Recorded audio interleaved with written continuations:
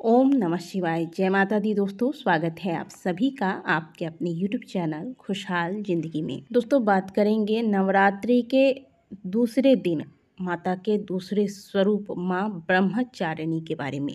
माता का यह स्वरूप अत्यंत ही सौम्य है। वैसे तो माँ दुर्गा अनेक स्वरूपों में होते हुए भी एक है, लेकिन इन 9 दिनों में माता के 9 अलग अलग स्वरूपों की पूजा अर्चना करने का विशेष महत्व होता है। माता के ये 9 अलग अलग स्वरूप, माता की 9 अलग अलग शक्तियां हैं और यह सभी शक्तियां एक जगह एकत्रित होकर माँ दुर्गा का स्वरूप धारण करती हैं। तो इनसे निकलकर माता के इन 9 स्वरूपों की 9 अलग अलग दिनों में पूजा की जाती है, तो इसे नवरात्रि कहा जाता है।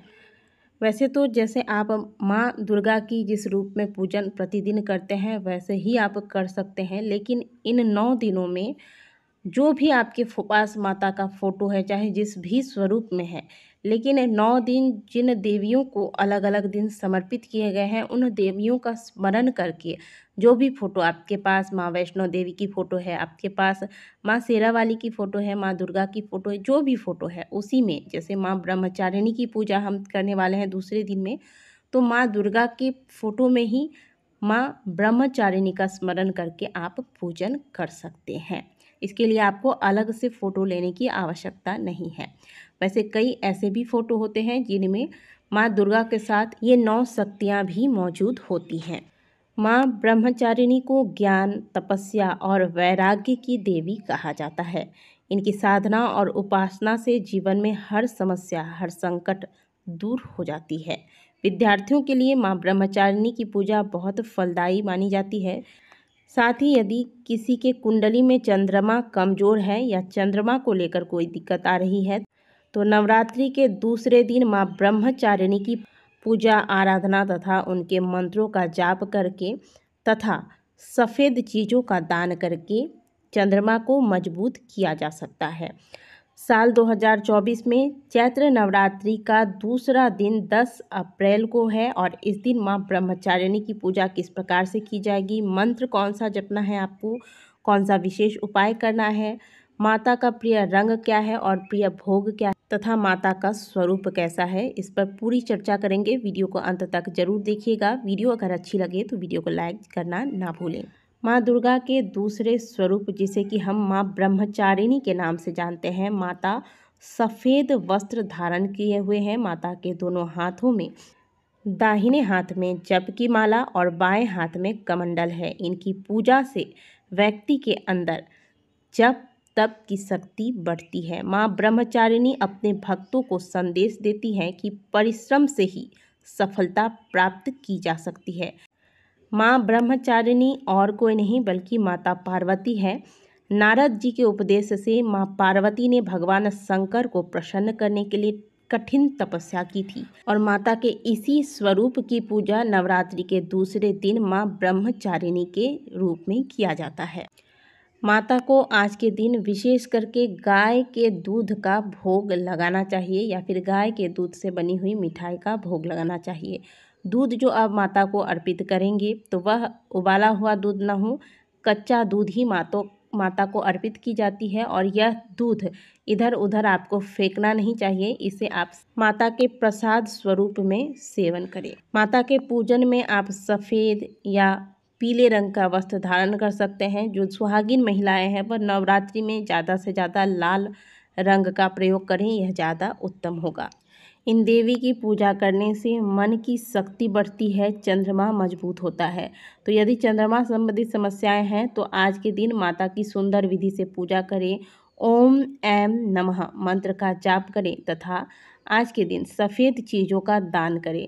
सफ़ेद चीज़ों में आप सफ़ेद मिठाई का दान कर सकते हैं, शक्कर का दान कर सकते हैं या फिर आप खीर का भी दान कर सकते हैं।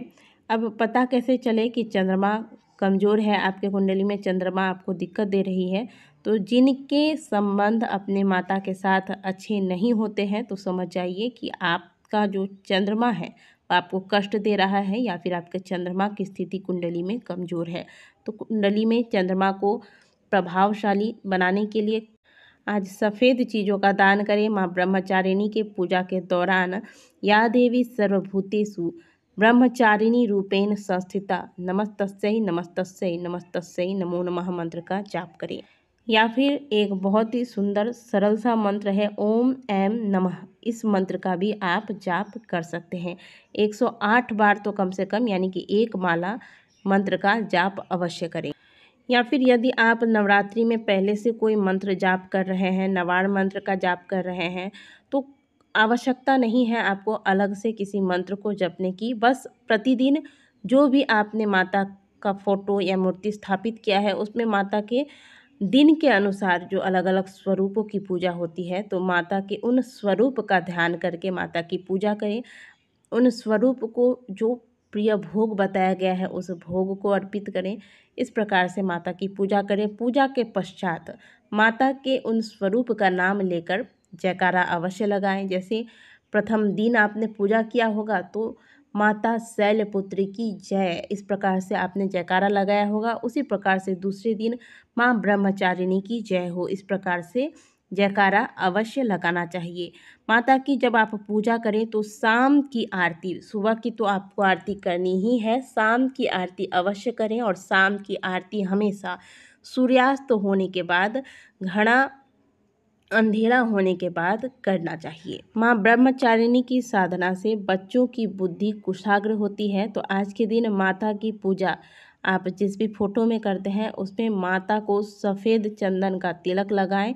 बच्चों के हाथ से सफ़ेद चंदन का तिलक माता को धारण करवाएं और बच्चों के मस्तक पर भी सफ़ेद चंदन का तिलक लगवाएं। तो इस प्रकार से माँ ब्रह्मचारिणी की पूजा नवरात्रि के दूसरे दिन करनी है, जो कि 10 अप्रैल को पड़ रहा है। और माता का यह स्वरूप बहुत ही सौम्य है, तो बिल्कुल आपको दिखावे में नहीं जाना है।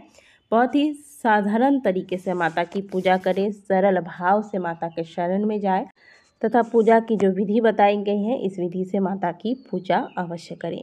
दोस्तों, वीडियो अगर आपको अच्छी लगी हो तो वीडियो को लाइक करना ना भूलें। कमेंट बॉक्स में जय माता दी अवश्य लिखिएगा। मिलते हैं आपसे अगली वीडियो में, तब तक के लिए ओम नमः शिवाय, जय माता दी।